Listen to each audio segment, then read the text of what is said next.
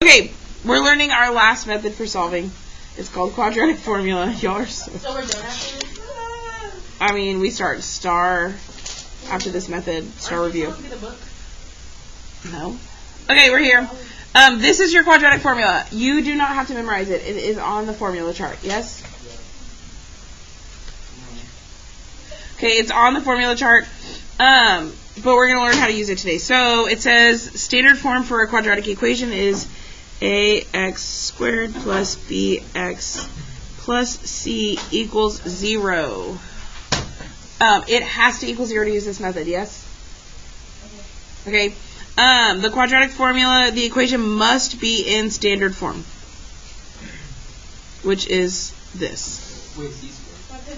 Ax squared plus bx plus c. That 2 up there is with the equation above it.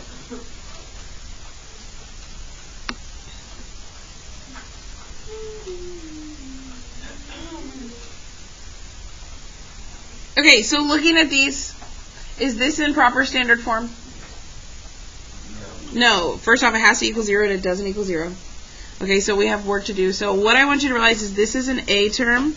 What's this 5? C. A C. Why is it a C and not a B? Because it has no x. Because it has no x. So then therefore this 3 that has the x is a B term. So I need it to be an A, B, C equals 0, right?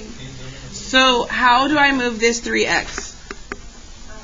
I'm going to subtract 3x from both sides. And where's it going to go? Beginning, middle, or end? It's a B. Middle. So I'm going to do minus 3x. So when I rewrite this, I get 2x squared minus 3x plus 5 equals 0. That is my standard form. We've talked about this, not a ton, but yeah. So we're just kind of refreshing this part.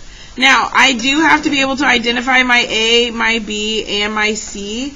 And when I ask you for A, B, C, guys, I'm never asking for letters. I'm only asking for numbers. So what is my A number? 2. What's my B? Negative 3. What's my C? Perfect. Now it's in standard form, and I identified A, B, C. Wait, do we put the square on? No. Here for A, B, C? No, that's part of the X, not the 2. Okay, so looking at this one, what do we do? Does it equal 0? No. No, so what do I need to move? The 6. And here's my question. This is A, this is B, this is C. What's this part of? B. If it had to be A, B, or C, which one would you pick? C. Why? Because it has no X. So minus 6, it's going to combine with the other C. Oh, so we're adding it? Yeah, well, we were going to subtract because we had to move minus 6 to move it.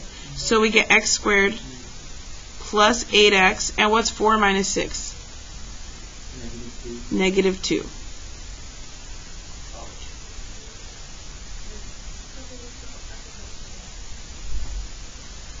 Y'all have a calculator. So what's my A? There's no number. Remember, we don't want letters. We want numbers. So what could I put in front of x squared? 1. 1. So A is 1. What's B? 8. And what's C? Okay, now this... Oops, sorry. Y'all can see what I wrote. Now, this last one is a little different. It has parentheses and it has distributing and whatnot. Now, you could technically distribute it all in, right? But do we want bigger numbers when we're doing stuff like this? No, we want smaller numbers. So how else could you get rid of this multiply by 3?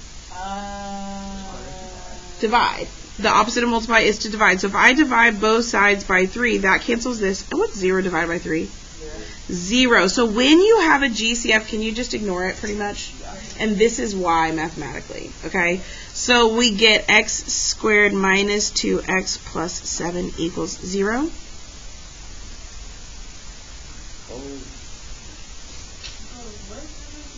And what's your A? 1. What's your B? And what's your... No, just negative 2. And what's C? 7. Well, 0 divided by 3 is 0. That's why. Okay, number 1. Is it in standard form? Yes. Oh, no. No. So what do we have to do? Plus 5x on both sides. And where's it going to go? Beginning, middle, or end? Middle. because it's a b term, so we get x squared plus 5x minus 6 equals 0. And we have to identify our a, b, and c every single time. So what's my a? Never a letter, always, yeah. 1, b, c. Okay, so this is our formula. Again, you don't have to memorize it.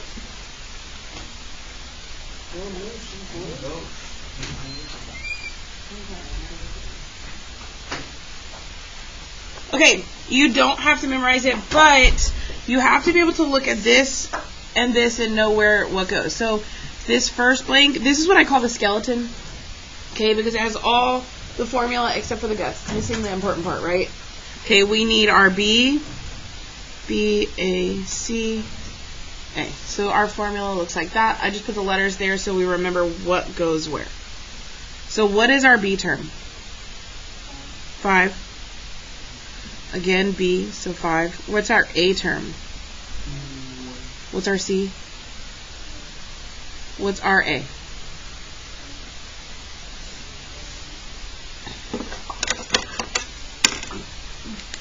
Okay, and we simplify this in 3 pieces. So we're going to simplify this piece, and then just what's under the house. I didn't mean to include the radical. Okay, so when I rewrite it, well, doesn't this just become negative 5? The negative was part of the formula. We plugged in a positive 5, so now it's negative 5. Plus and minus. What's 2 times 1 in the bottom? What's 2 times 1 in the denominator? 2. And then we have to type, this is what we call the discriminant. I'm not going to type the square root yet. So parentheses 5 squared minus 4 times 1 times negative 6. Do y'all see how I typed just what's under the radical? Did I type the radical? No. And the reason being is because usually when we use this method, you're going to get a number that's not a perfect square. Okay? But if I test this one, if I do square root of 49, is that a perfect square? Did it give me a decimal? No. So this is a calculator problem. We can simplify this in the calculator. It becomes negative 5 plus and minus. The square root of 49 is 7. Now, can you add and subtract at the same time? No. So I have to separate this. Now, you don't have to write this piece every single time. You can type it in your calculator. But I want y'all to remember that this is 2 different answers. So when I type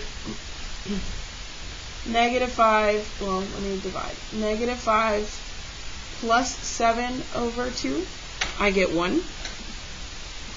And then we can literally just erase the plus sign and change it to a minus sign, and I get negative 6. So what are my 2 answers? Yeah, if we write it in order, it's going to be negative 6, comma 1. So there's my answer.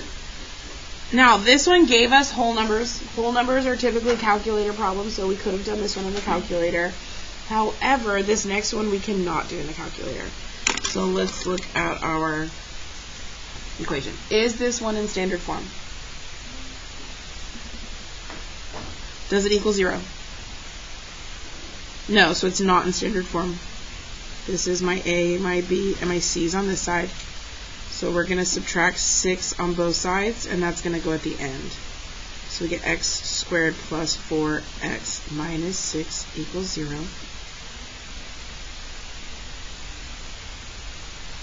So what's my A?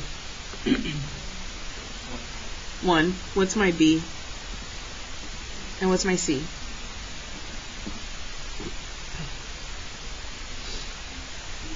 So my first blank is B. What's my B?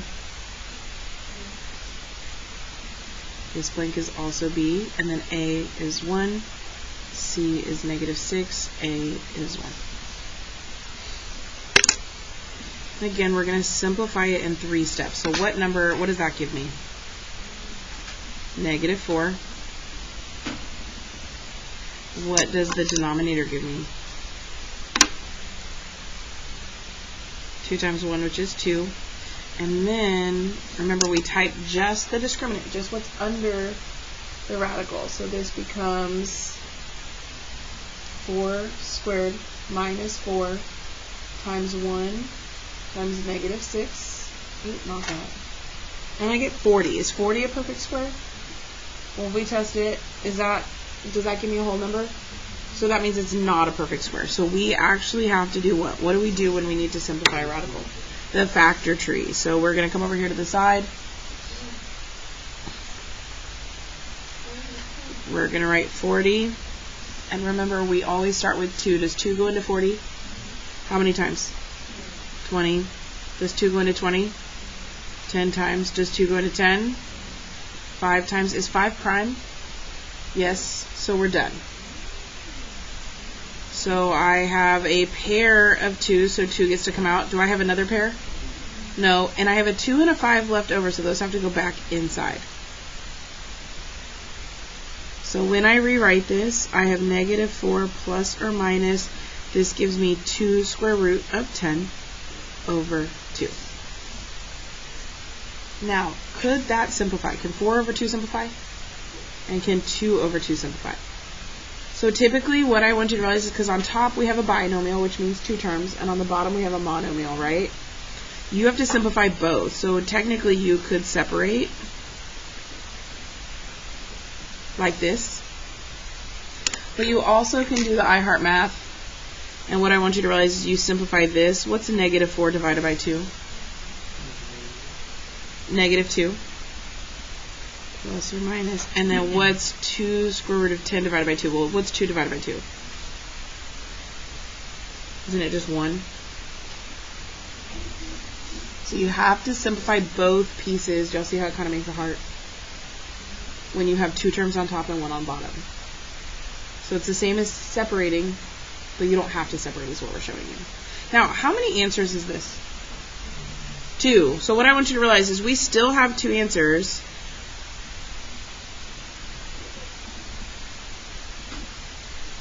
But you can leave it together like this. Okay? Any questions with that one? Okay, we're going to skip number 3. And we're going to go to number 4.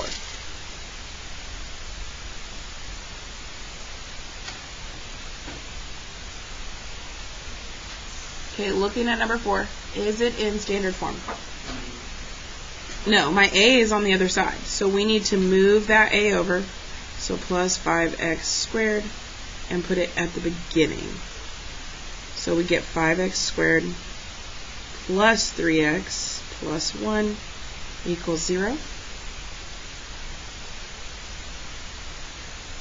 What's my a? Just 5. What's b? And what's c? Remember, when we identify our a, b, and c, we don't use the x's, just the numbers. So when I plug that in, b is 3, b is 3, a is 5, and c is 1.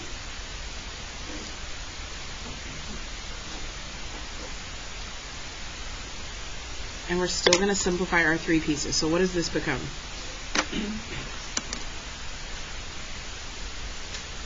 Well, I plugged in a positive 3, but that negative makes it negative, so this is negative 3. What's 2 times 5 in my denominator? 10.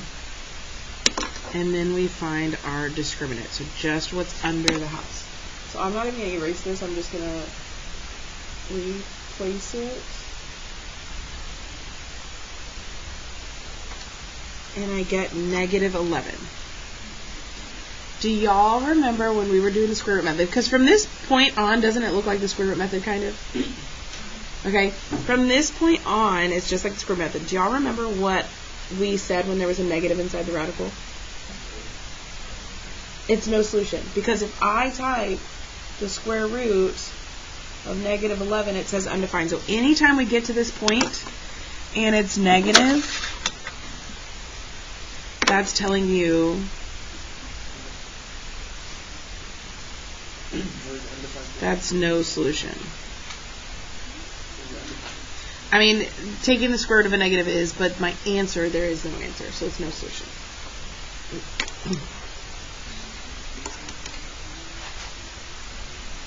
Okay, now skip to number 7. So we're doing that third one on the back. So you notice there's less here. We're still doing the exact same thing. We're just giving you a little less. Okay, on number 7, what I want you to realize is, well, first, is it in standard form? Yes, so do I need to move anything?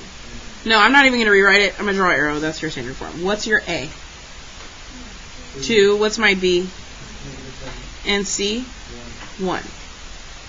So remember, we have negative B plus or minus B squared minus 4 times A times C all over 2A. I'm going to build my skeleton still.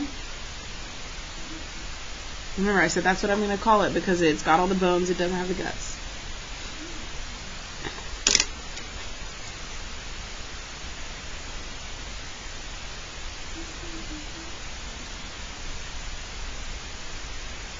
So B is negative 7, B is negative 7, A is 2, and C is 1.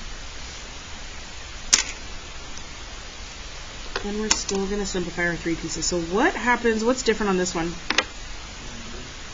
Yeah, I plugged in a negative, and 2 negatives makes A. So do y'all notice that this first B is always going to look opposite from what we put here? So here we had a negative, and what did it end up being? Positive. But look, when we had positive 4, what did it end up being? Negative 4. So that first B is always opposite because of that negative in the front of the formula. Okay. And then what's my denominator become? What's 2 times 2? And then we're going to type our discriminants. So negative 7 minus 4 times 2 times 1. And I get 41. Now, if I do the square root of 41, is that a perfect square? No. So if we came over here to do the factor tree, does 2 go into 41? No. Does 3? No. 5? No. 7 is prime? No. 11 is prime? No. 13 is prime? Does it work? No. So what does that mean about this number? It's prime.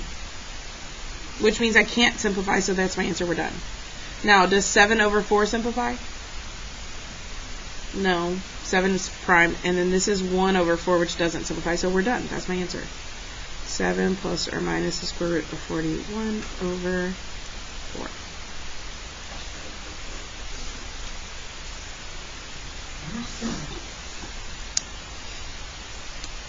So sometimes we have to do the factor tree, sometimes we don't, and sometimes it gives us a whole number. All of those options are okay. Now, we're going to do the 2-word problems, and we're going to do them differently. Okay, number 8, we're going to do like we would normally solving with our calculator, because here's my question. If I asked you for a distance and you told me this, am I going to look at you like you're normal? No. If I'm asking you a distance, we're going to use decimals and we're going to round, right? Yes. So looking here, it says the width of a rectangle. So we're talking about a rectangle. I'm going to go ahead and draw one. So it says the width of a rectangle is 1 meter less. What does 1 meter less mean? -1. Then twice the length. Well, I don't know the length, so I'm going to use x because that's what we use when we don't know. So I know my width is 2x minus 1. Everybody okay with that? Okay, do I know my length? No, what do we use to represent length just now? X, so I know this side is x. And then it says if the area of the rectangle is 100, so I know we're going to talk about area, and area equals length times width. Right? Yes, it does. So my area is 100, so I'm going to replace A with 100. My length is 2x, well, my length is x, sorry, and my width is 2x minus 1. That should be x times 2x minus 1, sorry. Okay, and then, guys, if we're going to just get the decimal, can we use the calculator? Do we really have to do all the formula? No, so you can literally do y equals, and type it in your calculator. So if we see y equals 100, y equals x, 2x minus 1. We're going to look for where they touch. and I have two answers. Do both answers make sense? No. Which answer does not make sense? The negative. Can you have a negative width? No. So what's my only answer? Yeah, so we're going to round to the nearest hundredth place if it doesn't specify. We'll say 7.33. Now, we have to go back and read the question once we figure out x. It says, what are the dimensions of the rectangle? What do dimensions mean? It means we want length and width. So x is my length, so I know my length is 7.33 meters. And my width, well, didn't we use 2x minus 1 to represent width? So we're going to type 2, what's my x? 7.33 minus 1, and I get 13.66 meters.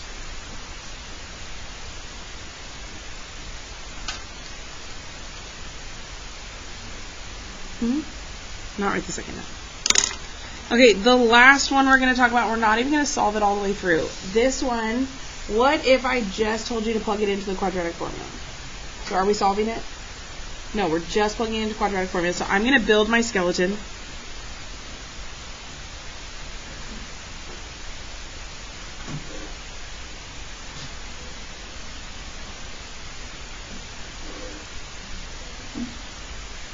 And you will see test questions like this, by the way, that they just have you plug it in. And we are going to read the question, because should we always read a word problem? Yes. Okay, so it says, or even just the question, even if you just read the question, it says, how many jerseys can they purchase for $430? Well, it says the senior class of Bay, yada yada, football games, the cost of the jerseys can be modeled by this equation, where C is the amount, like the final amount, the total. So I know that I have this equation, 0.1x squared plus 2.4x plus 25. And what's my total? Is it 0? Well, I have to have my equation equal to 0, but is it my total cost? What did they say? Read the question at the very end. So it has to equal $430. We want to know how many we can get for $430. So this is where people make mistakes on this problem, is y'all are just going to use this as A, B, and C, but is that my final C? No, because what do I have to do now? Minus 430 on both sides. So I get 0.1x squared plus 2.4x. Where it equals 0? No. If you were awake a minute ago, you would know that.